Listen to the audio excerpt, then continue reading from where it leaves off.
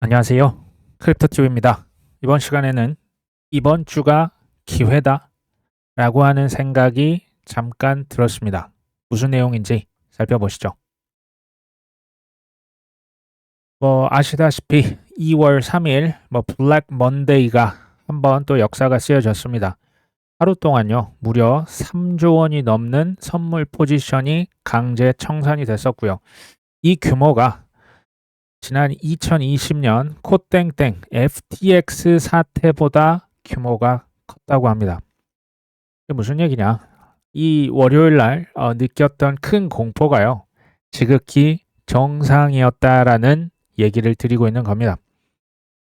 반면에 제가 계속 말씀드리고 있는 게 이거죠. 시장은요, 사실 약한 자를 동정 따위를 절대 자비를 베푸는 그런 곳이 아닙니다.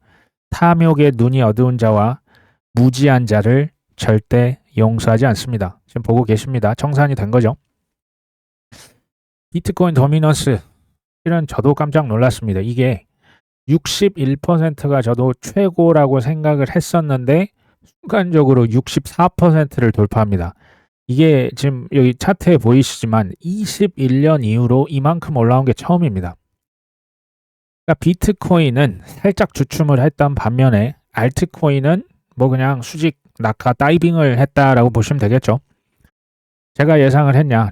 전혀 못했습니다. 전혀 못했고 이렇게까지 비트코인 도미넌스가 올라간다? 이 얘긴 즉슨 알트코인, 특히 이제 시장, 코인 시장의 공포가 어마어마했을 것이다라는 것을 얘기를 하는 거고요. 그 이유는 간단하죠. 대부분은 비트코인보다는 알트코인의 비중이 높기 때문에 더 큰 공포를 당연히 느꼈을 겁니다. 알트코인을 투자하는 게 제가 숙제를 완료한 자들만 한정된다고 계속 얘기를 드립니다. 이번에 아마 또 떠나시는 분도 아마 있으실 거라고 봅니다. 우리 오랜 구독자분들 같은 경우는 그러시진 않으셨을 것 같고요.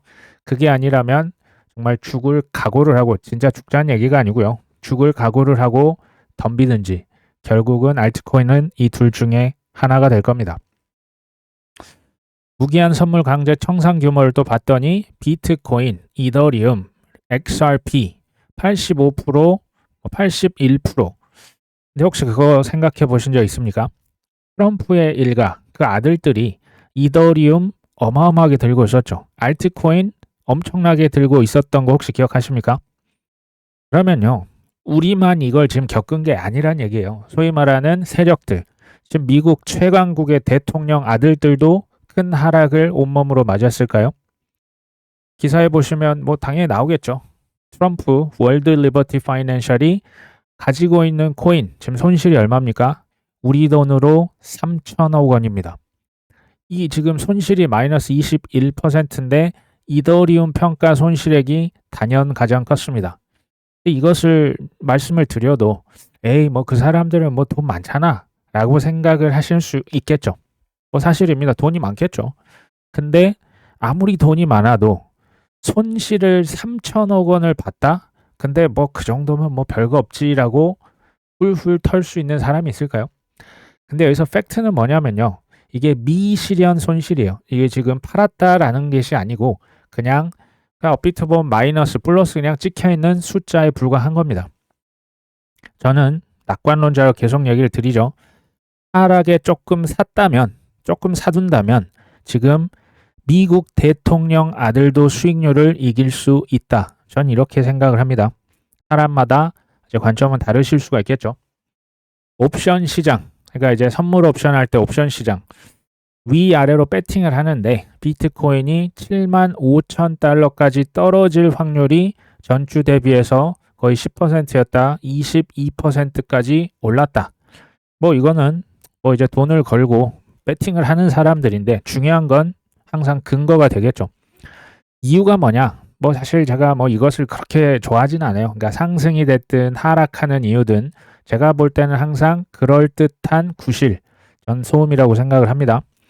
어찌됐건 여기에서는 인플레이션 심화 가능성, 이유는 뭐다? 트럼프 관세 폭탄, 멕시코, 캐나다 25%를 부과할 것이다. 중국은 10%를 부과할 것이다. 참고로 중국이 왜 10%고 캐나다, 멕시코가 25%냐?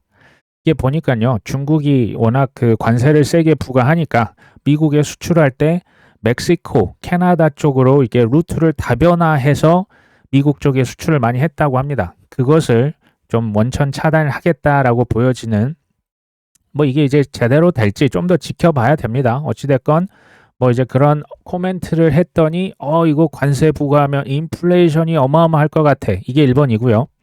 두 번째 이유는 이제 차트상으로 봤을 때 더블 탑을 찍었다. 그러면 이제 밑으로 훅 떨어지는 거 아니냐. 뭐 그런 근거라고 보시면 됩니다. 사실은요, 그 인플레이션 심화가 되는 것은 트럼프 대통령이 가장 극도로 꺼려하는 것이 바로 인플레, 그러니까 고물가입니다. 이것을 과연 이렇게 놔둘까요? 어찌됐건 트럼프는요, 전 세계적인 정말 협상의 달인 중의 달인이라는 것을 잊지 마시길 다시 한번 말씀을 드립니다. 강달러와 고관세를 가지고 마가를 지금 미션을 수행해야 하는 그런 상황이죠. 진짜 하고 싶은 것은 이겁니다. 물가를 먼저 안정을 시켜야 돼요. 그 다음에 금리를 인하해주고 돈을 찍으면서 모두가 해피해지는 그런 구도를 오래 가져가고자 하는 게 트럼프가 머릿속에 그리고 있는 빅픽처입니다. 그렇게 따지면요. 지금 단기간의 출렁임은 사실 뭐 매수의 기회가 될 수 있다라고 저는 생각을 합니다. 다시 말씀드리지만 숙제를 완료한 자, 내가 이것을 뭐 초등학교 내 아들에게도 쉽게 설명할 수 있는 그 정도 공부는 당연히 하셔야겠죠. 라는 말씀을 다시 한번 드립니다. 이거 한번 보시면 재밌습니다. 지난 1월 24일에는 트럼프가 연준 금리 인하를 요구할 것이다. 그러면서 사우디 왕자에게도 투자 미국에 좀 더하고 오펙의 유가 인하도 요구할 것이다. 금리 인하라고 분명히 나왔죠. 근데 2월 3일자는 이번에 연준 금리 동결한 것을 지지한다. 무슨 얘기입니까? 금리 인하를 요구했다가 이번엔 또 동결한 것을 지지한답니다. 이랬다 저랬다라고 혹시 보이실까요? 제 눈에는 지극히 정상적입니다.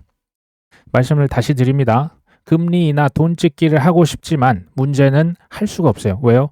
물가가 높으면 모든 것이 물거품입니다. 마가 이제 택도 없는 거죠. 마가가 불가능해요. 시장도 상승을 시키려면 시장 막 돈도 찍어야 되는데 물가 높으면 그거 안 되잖아요.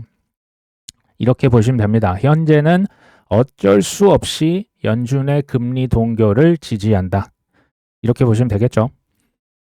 트럼프발 관세 전쟁이 장기적으로 비트코인의 호재다.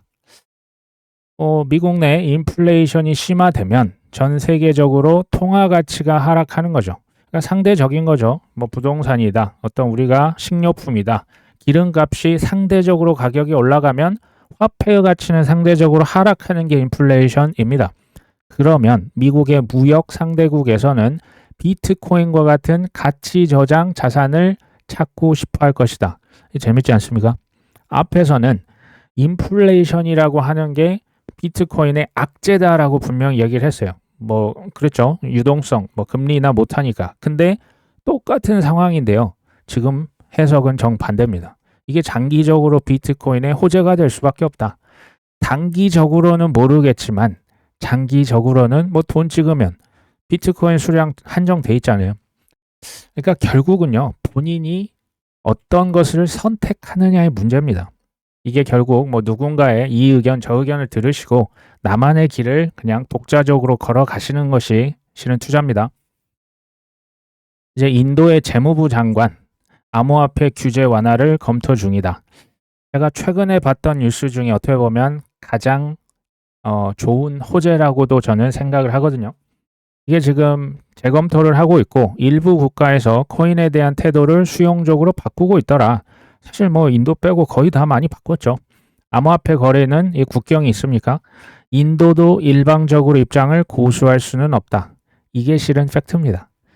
근데요, 뭐 제가 지난 2년, 뭐 1년 전부터 인도가 칭코인으로 언젠가 돌아설 것이다 라고 얘기를 드리면서 분명히 속임수가 있을 것이다. 속임수는 이제 인도의 중앙은행장 또는 뭐 어떤 뭐 다른 곳에 있는 대표하는 사람들은 분명히 또 CBDC만 진짜고 코인은 이제 별거 없다. 이런 얘기 분명히 또 중간에 섞어줍니다. 근데 인도의 코인 규제라고 하는 게요. 북한에서 인터넷 접속 차단하는 거랑 실은 똑같아요. 그러니까 인터넷 접속 차단이 할 수 있겠지만 북한 사람들도 한국 드라마 많이 보고 있지 않습니까? 이게 실상 의미가 없고요. 인도의 인구를 한번 생각해 보십시오. 아마 젊은 친구들 들어오면 굉장한 큰 호재가 될 수 있다라고 저는 봅니다. 매트릭 스포츠의 공동 설립자가 이런 얘기를 했네요. 이번 하락은 유동성이 부족했었고 추세 추종 매도세 때문이다.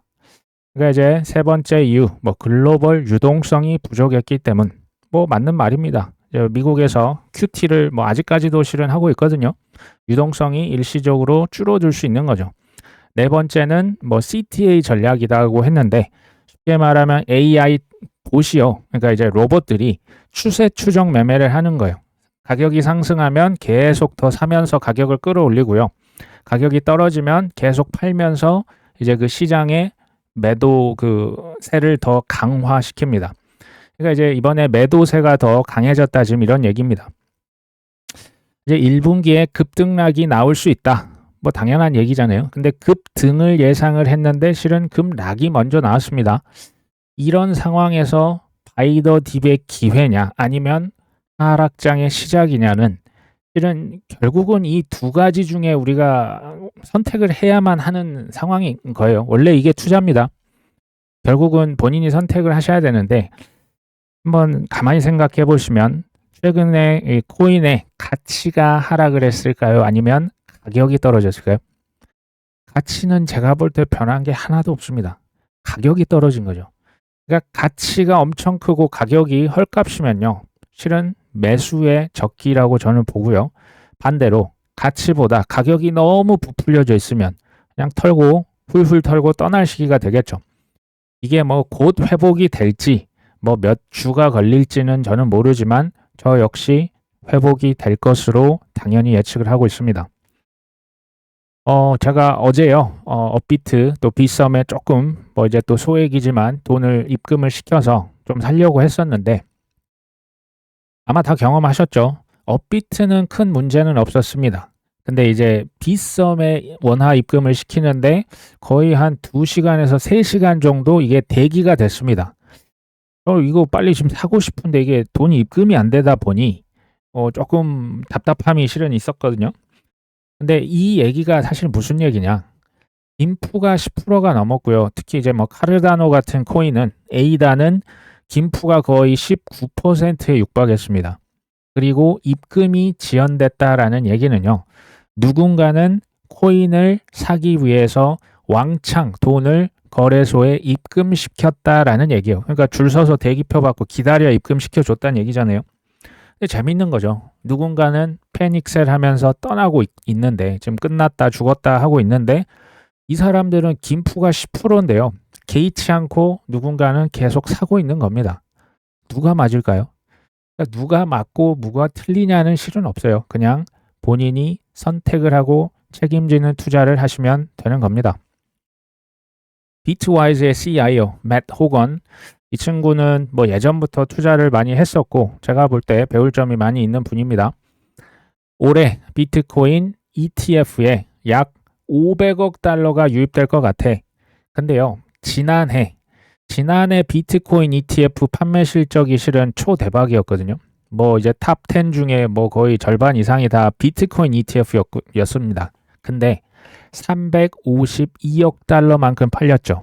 근데 올해는 그보다 훨씬 더 많은 500억 달러가 비트코인에 쏟아질 것이다 라고 지금 예측을 하고 있는 겁니다. 가격이 지금 이렇게 됐는데 이거 개의치 않는 이런 자세가 보입니다. 예전에 제가 말씀드렸죠. CG가 유럽 중앙은행 총재가 EU에서는 회원국들이 비트코인 리저브 커런시로 이거 보유 안 할 것이다 라고 했는데 그냥 딱 한마디 던지는 거죠. EU는 비트코인이 필요하다. 그러니까 가격이 폭락을 하든 고관세 폭탄을 날리든 진짜 핵폭탄을 날리든지 I don't care인 겁니다. 이 사람들의 근저에 있는 펀더멘탈이 그런 거예요. 저는 이제 예전에 뭐 국제 뭐 전시회 컨퍼런스를 뭐 한 10여 년 이상 했었을 때 이제 그때 이제 직접 만난 또 간접적으로 만났던 억만장자들이 실은 많이 있습니다. 그때 제가 느꼈던 거는 그 성공한 사업가 뭐 수천억 심지어 수조의 자산가들은 이 지금 CG의 마인드예요. 뭐 가격이 떨어진다 어쩐다 I don't care입니다. 이런 사람들이 큰 돈을 벌었던 것을 제 눈으로 예전에 많이 봤었던 기억이 납니다. 호주의 자산운용사 모노크롬이라고 있는데요. 싱가폴 통화청에 비트 이더 ETF를 등록을 했습니다. 네, 재밌죠? 최소 20만 싱가폴 달러, 우리 돈 2억 1,470만 원 이상에 거래할 수 있는, 그러니까 최소가 2억 원 이하는 안 받는 겁니다. 저는 이걸 보면서도 아직도 코인에 큰 기회가 역시 남아있다. 왜냐하면 제가 예전에 한 말씀 드렸죠. 금융 선진국들은요. 소위 말하는 카르텔이라는 게 존재해요. 네, 암암리에 존재합니다. 이 무슨 얘기냐면 초기에 괜찮은 회사들 또는 자산이 갑툭튀 했을 때 일반인들의 투자를 막습니다. 지금 보셨잖아요. 초기 부자들만 투자를 할 수 있게끔 해놓습니다. 이걸 반대로 말씀을 드려보면 한국의 일반인이 농협은행 창구에 가서 비트코인, 이더리움, 현물 ETF를 아주 손쉽게 살 수 있을 때 기회가 크게 있겠냐, 남아 있겠냐라는 얘기예요. 기회는 있겠지만 뭐 지금 저기 삼성전자나 여기 뭐 애플 주식 사서 얻는 그 정도 퍼센티지의 수익이 이지 않을까라는 생각을 저는 합니다. 현실은 어떻습니까? 아직 비트코인, 이더리움 뭐 이것도 안 되고요. 뭐 알트코인, 뭐 솔라나, 리플 지금 미국도 지금 승인이 안 됐잖아요. 무슨 얘기입니까? 기회가 아직 남아있죠. 우리는 이 코인들 지금 살 수 있지 않습니까? 이것만큼 큰 기회가 일반인들에게 먼저 주어진 것은 제가 알기로 코인이 최초라고 알고 있고요. 그렇기 때문에 월가에서 소위 기득권 세력들은 더욱 디스코 팡팡을 좌우로 정신없이 흔들어 댈 수밖에 없다라는 말씀을 드립니다. 태국의 증권거래위원회, 태국에도 SEC가 있겠죠. 토큰화 증권 거래 플랫폼 설립을 추진한다. 여기서도 채권 거래부터 시작을 하네요. 완전 디지털화하며 정상 거래 모든 프로세스를 포함한다. 여기서 뭘 쓴다? 여러 블록체인을 연결하는 상호 운용성 표준이 적용될 예정이다. 다만 어떤 체인이 채택이 될지는 공개되지 않았다. 이게 이제 RWA잖아요. 어떤 망을 사용할 것이냐. 지금 보니까 여러 블록체인을 쓸 것으로 추정이 되고요. 그 블록체인들끼리 호환을 해주는 상호 운영성 표준을 적용한다라는 거죠. 그러니까 쉽게 말하면 뭐 이더리움, 솔라나, 아발란체 뭐 이런 거 쓰겠죠. 서로 왔다 갔다 하게끔 한다는 겁니다. 근데 한번 가만히 생각해 보십시오. 이걸 제가 왜 가져왔냐. RWA, DeFi, AI, 게임, 스테이블 코인, CBDC, NFT, 뭐 메타버스 어쩌고 저쩌고들은요. 비트코인만으로는 불가능해요. 이건 다 뭐다? 이거 다 알트에서 구동이 될 수밖에 없습니다. 알트코인이 다 쓸모없다. 글쎄요, 시간은 좀 걸리겠지만 저는 미래가 매우 밝은 코인들이 몇 개가 있다고 말씀을 계속 드리고 있죠. 알트코인은 숙제를 완료하신 분들에 한정하고요. 죽을 각오가 없다. 큰 변동성을 두려워한다. 그러면 조금 투자를 다시 한번 생각을 해보시면 됩니다. 저 같은 경우는 극도의 변동성이 있잖아요. 알트는 정말 어마어마합니다. 어마어마해요. 근데 이것을 인생 기회가 밑으로 그만큼 떨어질 수 있기 때문에 위로도 어마어마하게 올라갈 수가 있는 겁니다. 이것을 인생 기회로 삼으실지 최악의 실패가 될지는 온전히 우리 각 개인에게 달려있다라는 생각이 들죠. 그럼에도 불구하고 너무 난 무섭다. 아니 뭐 무서운 건 아닌데 내가 현금이 없다. 어쩔 수 없죠. 이러면요. 이제 업비트 좀 자주 확인 안 하시고 그냥 자기 삶을 즐기시는 게 실은 좋습니다. 계속 업비트 창 보실 때마다 혈압이 오르실 수가 있으니까 그냥 좀 앱을 좀 당분간 안 보시는 게 정신 건강에 훨씬 좋으실 수가 있습니다. 2월 3일자 어제 이런 기사가 떴었는데요. 미 관세 총성에 환율도 1470원대로 치솟았었거든요. 이번 주가 고비다. 저 같은 경우는 이제 워낙 낙관론자이기 때문에 뭐 간단히 이걸 다시 한 말씀을 드려보면 지금 추가로 관세 나 묶고 더블로 갈 수 있어. 지금 트럼프가 전 세계를 상대로 협박을 하고 있는 거예요. 지금 유럽도 지금 협박하고 있거든요. 아까 말씀드렸다시피 이렇게 되면 미국 내 인플레이션, 물가가 너무 높아지겠네. 그러면 불확실성도 높아지고 금리 인하 이런 거 못하겠네. 돈 찍기도 지금 어렵겠네. 이러면서 시장이 많이 떨어졌던 거죠. 그러니까 이때요. 지금 안전자산 선호 현상이 일시적으로 또 높아졌습니다. 달러가 그래서 강세로 다시 돌아섰고요. 금값도 올랐습니다. 그러니까 이걸 반대로 얘기하면 위험 자산의 핵심이 뭡니까? 비트코인. 그것보다 더 위험한 게 알트잖아요. 알트코인이 그래서 많이 떨어질 수밖에 없었던 겁니다. 근데요, 항상 저는 이제 좀 삐딱하게 반대로 생각해보는 습관이 중요하다라고 생각하거든요. 안전자산은 그렇게 치면 좀 팔 수 있는 기회가 되는 겁니다. 달러 아니면 금값 이 정도로 치솟았을 때 조금 뭐 많이 있다면 조금 파시는 게 나쁘지 않고요.